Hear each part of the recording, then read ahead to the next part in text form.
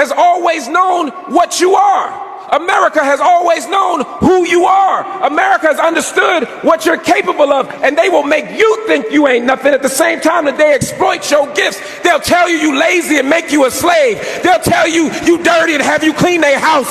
They'll tell you you uncivilized, and we raise their children. They know who you are.